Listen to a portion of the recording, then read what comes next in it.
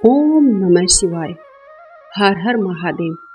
आज हम सुनेंगे श्रावण मास महात्म्य 13वां अध्याय। सनत कुमार बोले, हे भगवान, किस व्रत के द्वारा अतुलनीय सौभाग्य प्राप्त होता है? मनुष्य पौत्र, पुत्र, ऐश्वर्य, धन और समृद्धि प्राप्त करता है। व्रतों में उत्तम उस व्रत को आप मुझे बताएं।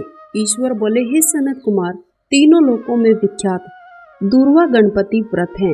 सर्वप्रथम भगवती पार्वती ने श्रद्धा के साथ इस व्रत को किया था। हे मुनि सत्तम, इसी प्रकार पूर्व में सरस्वती, विष्णु, कुबेर, महेंद्र इत्यादि देवता, मुनिजन, किन्नर, गंधर्व, इन सभी ने इस व्रत को किया था। श्रावण मास की शुक्ल पक्ष की शुद्ध और महापुण्यदायिनी चतुर्थी तिथि को इस व्रत को करना चाहिए, क्योंकि उसी दिन सभी पाप समूहों का नाश होता है।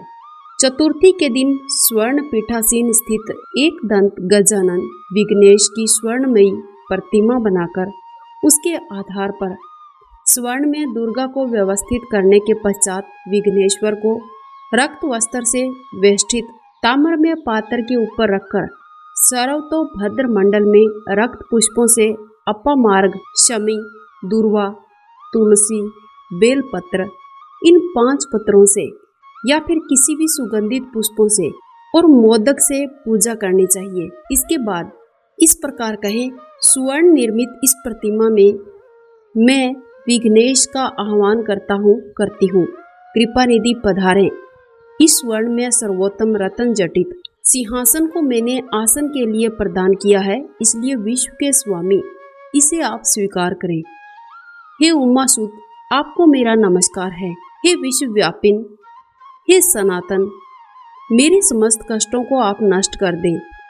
गणेश्वर, देव, उमापुत्र तथा मंगल का विधान करने वाले को ये अर्घ्य प्रदान करती हूँ। हे भगवान, आप मेरे इस अर्घ्य को स्वीकार करें। विनायक, शूर तथा वर प्रदान करने वाले को मेरा नमस्कार है। मैं आपको ये अर्घ्य समर्पित करता हूँ, इसे ग्रहण करें। मैंने गंगा आदि सभी तीर्थों से प्रार्थना पूर्वक ये जल प्राप्त किया है। आपके स्नान के लिए मेरे द्वारा प्रदत्त इस जल को आप स्वीकार कीजिए। सिंदूर से चित्रित, कुमकुम से रंगा हुआ ये वस्त्र युग्म आपको दिया है, आप इसे ग्रहण करें। लंबोदर तथा सभी विघ्नों का नाश करने वाले देवता को मेरा नमस्कार है। उमा के शरीर पर मल से आविर्भूत हे गणेश जी, आप इस चंदन को स्वीकार करें। हे सूरश्रेष्ठ, मैंने भक्ति के साथ आपको रक्त चंदन से मिश्रित अक्षत अर्पण किया है। हे सूरसतम, आप इसे स्वीकार करें। मैं चंपा के पुष्पों, केतकी के पत्रों, जपा कुसुम के पुष्पों से गौरी पुत्र की पूजा करती हूँ। आप मेरे ऊपर प्रसन्न हो। सभी लोगों पर अनुग्रह करने वाले तथा दानवों का वध करने वालों के लिए सकंद गुरु के रूप में अवतार ग्रहण करने वाले, आप प्रसन्नता पूर्वक धूप लीजिए। परम ज्योति प्रकाशित करने वाले तथा सभी सिद्धियों को देने वाले आप महादेव के पुत्र को मैं दीप अर्पण करता हूँ, आपको मेरा नमस्कार है। इसके बाद गणेश जी के मंत्र से मोदक, 4 प्रकार के अन्न, पायस, लड्डू या फिर कोई भी प्रसाद आप गणेश जी को अर्पित करें। मैं आपकी मुख शुद्धि के लिए आदर पूर्वक कपूर, इलायची, नागवल्ली इत्यादि के दल से युक्त तांबूल आपको प्रदान करता हूँ। हिरण्य गर्भ के गर्भ में स्थित अग्नि के स्वर्ण बीज को मैं दक्षिणा रूप में आपको प्रदान करता हूँ, अतः आप मुझे शांति प्रदान कीजिए। हे गणेश्वर, हे गणाध्यक्ष, हे गौरी पुत्र, हे गजानन, हे ईभानंद, आपकी कृपा से मेरा व्रत पूर्ण हो। इस प्रकार आप अपने सामर्थ्य के अनुसार विघ्नेश का विधिवत पूजन करें और समस्त सामग्री सहित गणाध्यक्ष को आचार्य के लिए अर्पण कर देना चाहिए। जो मनुष्य 5 वर्ष तक इस व्रत को करके उद्यापन करता है, वो वांछित मनोरथों को प्राप्त करता है। देहांत के बाद शिवलोक को जाता है। 3 वर्ष तक जो इस व्रत को करता है, वो सभी सिद्धियां प्राप्त करता है।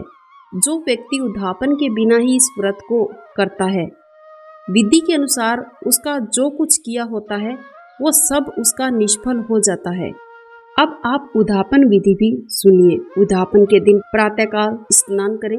उसके बाद व्यक्ति एक पल, आधा पल या उससे भी आधे पल की स्वर्ण गणपति की प्रतिमा बनाकर पंचगव्य से स्नान कराकर भक्ति श्रद्धा के साथ 10 नाम मंत्रों से दूर्वा दलों से सम्यक पूजन करें। हे गणाधीश, हे सर्व सिद्धि प्रदायक, हे एक दंत, हे इव वक्त्र, हे मूषक वाहन, आपको मेरा नमस्कार है। आप कुमार गुरु को नमस्कार है। इस नाम पदों से पृथक पृथक पूजन करें। पहले दिन अधिवासन करके प्रातःकाल ग्रह होम करें। दूर्वा दलों और मोदकों से होम कराना चाहिए। उसके बाद पूर्णाहुति देकर आचार्य आदि का विधिवत पूजन करना चाहिए। घट तुल्य थनों वाली गाय का दान आप सामर्थ्य के अनुसार करें। हे वत्स, इस प्रकार व्रत करने से मनुष्य के सभी मनोरथ और सिद्धियां प्राप्त होती है। हे सनत कुमार, गणेश के व्रत करने से संतुष्ट होकर मैं उस मनुष्य को पृथ्वी पर सभी सुख प्रदान करके अंत में उसे सद्गति देता हूँ।